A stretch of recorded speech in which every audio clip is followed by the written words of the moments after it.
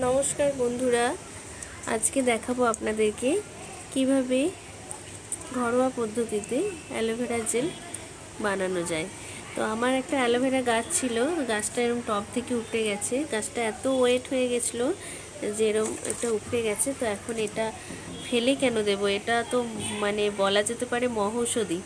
তো ভাবছি এটা থেকে অ্যালোভেরা জেল, আমরা তো বাজার থেকে অ্যালোভেরা জেল কিনে ইউজ করি, তো বাড়িতে বানিয়ে নিই। এখন অ্যালোভেরাগুলোকে আমি এরকম করে কেটে 3-4 ঘন্টা রেখে দেব, কারণ এখান থেকে না একটা ইয়েলো যে কষ, এই কষটা বের হয়ে যাওয়া দরকার, নাহলে আমাদের স্কিনে ইনফেকশান হয়। তো আমি প্রত্যেকটা পাতাকেই এরকমভাবে কেটে 3-4 ঘন্টার জন্য রেখে দেবো।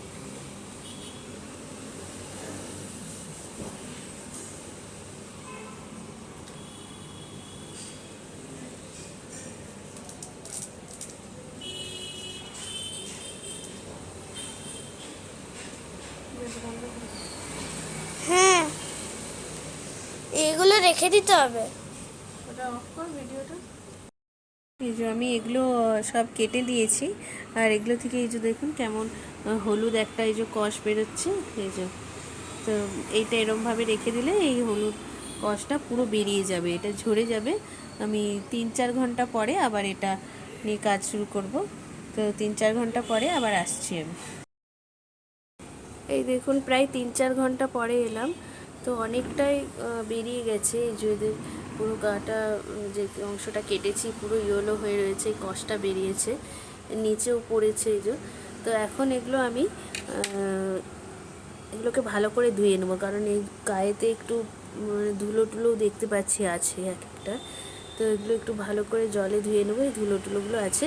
তো সেই জন্য একটা বালতিতে জল নিয়েছি, আর ভালো করে এগুলোকে ধুয়ে তারপরে শুকনো একটা কাপড়ে মুছে পরবর্তী প্রসেসটা চালু করব।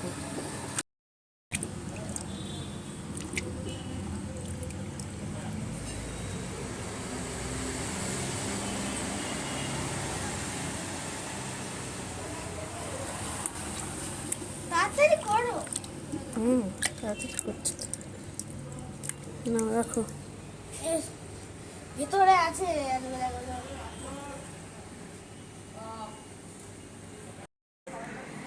এখন এগুলো একটা শুকনো এই যে কাপড়ের উপর রেখেছি, আর এগুলোকে এই জলটা যেটা গায়ে লেগে রয়েছে এটা একটু শুকিয়ে নিয়ে মুছে নিই, তারপরে এটা আমি কাটবো। এবার আপনারা সাথে থাকুন, দেখতে থাকুন এটা কিভাবে করি।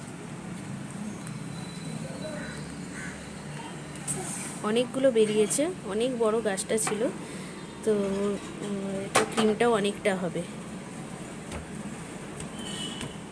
এখন আমি এই যে এগুলো ধারগুলোকে এভাবে কেটে নিই। কেটে নেওয়ার পর এই যে এখান দিয়ে যে একটা কষ বেরিয়েছিল, এই অংশটাকেও কেটে দেবো, কেটে বাদ দিয়ে দিলাম। আর এই কাঁটার এই যে অংশগুলো, ধারের এই অংশগুলোকেও চেঁচে বাদ দিয়ে ওপর থেকে একটা ছাল এরমভাবে তুলে নেব। হ্যাঁ, এতে আর অ্যালোভেরার ওগুলো মেডিসিনগুলোর আছে। হ্যাঁ তো আছে, আছে। কি হলো, আছে? হ্যাঁ গো, আছে তো। ঠিক আছে। এবার এখান থেকে এটা চামচে করে এইভাবে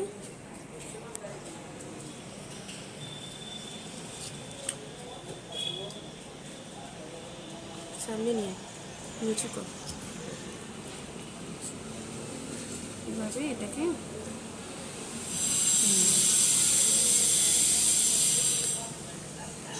আমিও ওরকম করতে চাই, তাহলে আমি জানি ওরকম করতে।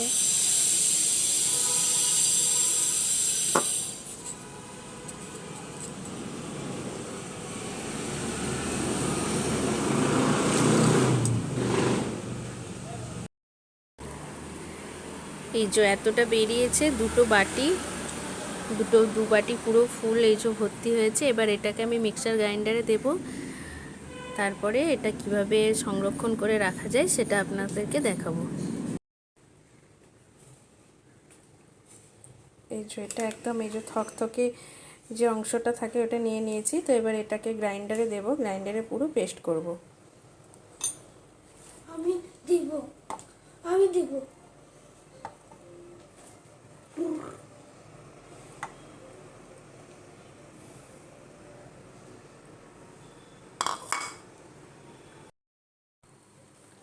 গ্রাইন্ডারে পেস্ট করার পর ঠিক এরকম হবে জিনিসটা, একদম ফেনা হয়ে যাবে। তো এটা 3-4 ঘন্টা একটু বসতে দিতে হবে। তো এটা রেস্টে রাখতে হবে, 3-4 ঘন্টা পরে এটা ঠিক জেল জেল মতন হয়ে যাবে। তো তারপরে এটাকে সংরক্ষণ করে রাখার জন্য যে যে প্রসেসগুলো আবার করা দরকার সেগুলো করতে হবে। তো পেস্টটা ঠিক এরমই হবে যেন হাতে দানা দানা না লাগে। আর পেস্ট হওয়ার পরে এই যে ঠিক এরকম হয়ে গেছে। এই নির্যাসটাতে যে ফেনা হয়েছে তো সেটা ছেঁকে নিচ্ছি, না হলে এটা যখন আমরা স্কিনে ইউজ করব তখন এটা চুলকোবে। তো এটা ছেঁকে নিয়ে যেটা বেরোবে সেটাতে কাজ করব, সেটা নিয়ে। বা এভাবেও আস্তে আস্তে এই চামচটা এরমভাবে এভাবে উপরের যে ফেনাটা এভাবে তুলে নিতে পারেন, কারণ এই ফেনাটা যদি স্কিনে লাগে তাহলে আমাদের সেইখানটা কিন্তু ইচিং হবে। তো এই ফেনাটা দেওয়া যাবে না।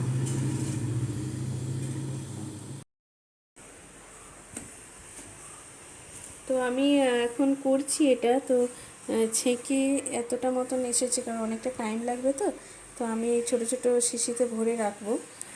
তো এই যে এখানে আবার একটু এই যে ছাঁকা হচ্ছে, এখানটায় এতটা মতন হয়েছে ছাঁকা হয়ে। তো এটা ছাঁকা হয়ে যাওয়ার পর জিনিসটা এই যে এরম হবে, একদম এই যে। তো আমি এটাতে এখন একটু গ্লিসারিন দেব, আর এটাকে সংরক্ষণ করে রাখার জন্য ভিটামিন ই ক্যাপসুল দেব। আমি পিওর গ্লিসারিন নিয়েছি আর ভিটামিন ই ক্যাপসুল পরিমাণ বুঝে সেইভাবে ক্যাপসুলটা দিতে হবে। তো আমি এটাতে এখন একটা ক্যাপসুলই দেব, আর গ্লিসারিনও সেরকম পরিমাণ মতন দিচ্ছি। আমি গ্লিসারিনটা দিচ্ছি মোটামুটি এটাতে এই এতটা মতন দিচ্ছি আমি। আর ক্যাপসুল আমি ভিটামিন ই ক্যাপসুল একটা দেব, ভিটামিন ই ক্যাপসুলটা আমি একটা দেব।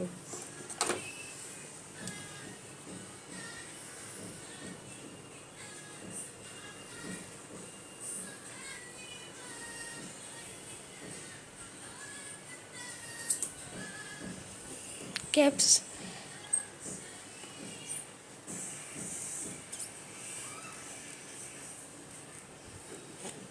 ক্যাপসুল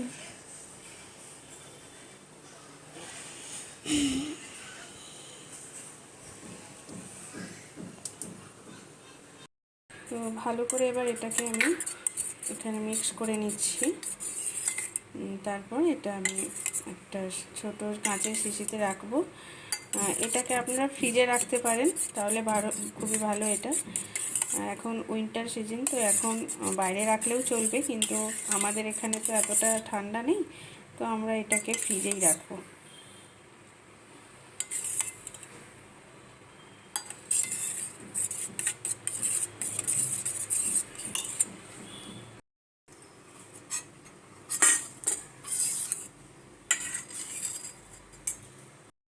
তো এটা আমি একটা ছোট কাঁচের শিশিতে রাখছি।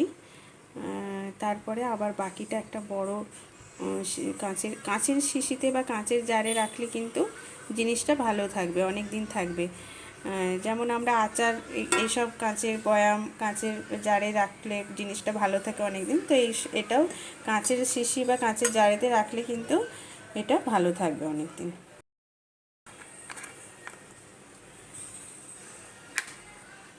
হয়েছে দেখো, এই তো বাহ সুন্দর হয়েছে।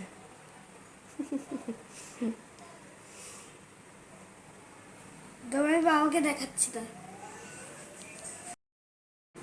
অ্যালোভেরা বা ঘৃতকুমারী শুধুমাত্র বিউটি প্রোডাক্টই না, এটা একটি মহৌষধি বলা যায়। পাকস্থলীতে সংক্রমণ এবং কোষ্ঠকাঠিন্য দূর করতে সাহায্য করে এটি। স্বাস্থ্যকর মাড়ি এবং দাঁতের জন্য ভীষণভাবে ব্যবহৃত হয়। ঘৃতকুমারী অ্যান্টিঅক্সিডেন্ট এবং অ্যান্টিব্যাকটেরিয়াল হিসেবেও কাজ করে। ডায়াবেটিসের জন্য একটি ঘৃতকুমারী ভীষণভাবে একটি অব্যর্থ ঔষধ। চুলের জন্য এবং স্কিনের জন্য ঘৃতকুমারীর ব্যবহার ভীষণভাবে হয়ে থাকে। অ্যান্টি টিউমার এজেন্ট হিসেবেও ঘৃতকুমারীর ব্যবহার হয়ে থাকে। কোলেস্টেরল কমাতে ঘৃতকুমারীর জুড়ি মেলা ভার। তবে অবশ্যই এই যতগুলি সমস্যার কথা বলা হলো আমাদের স্কিন, চুল, শরীরের ডাক্তারের পরামর্শ নিয়েই কিন্তু ব্যবহার করা উচিত। কারণ কার কোন প্রবলেম রয়েছে বা কার কিসে অ্যালার্জি রয়েছে সেইভাবেই কিন্তু ডাক্তারের পরামর্শ নিয়েই এটা ব্যবহার করা উচিত। তবে যাই হোক, আজকের আমার এই ভিডিওটি কেমন লাগলো আপনারা নিশ্চয়ই কমেন্ট সেকশনে জানাবেন। একটা লাইক এবং শেয়ার অবশ্যই করবেন। আর যারা নতুন দেখছেন ভিডিওটি, যারা আমার পরিবারে নতুন, তারা অবশ্যই বেল আইকনটা টিপে সাবস্ক্রাইবার হয়ে থাকবেন। ধন্যবাদ।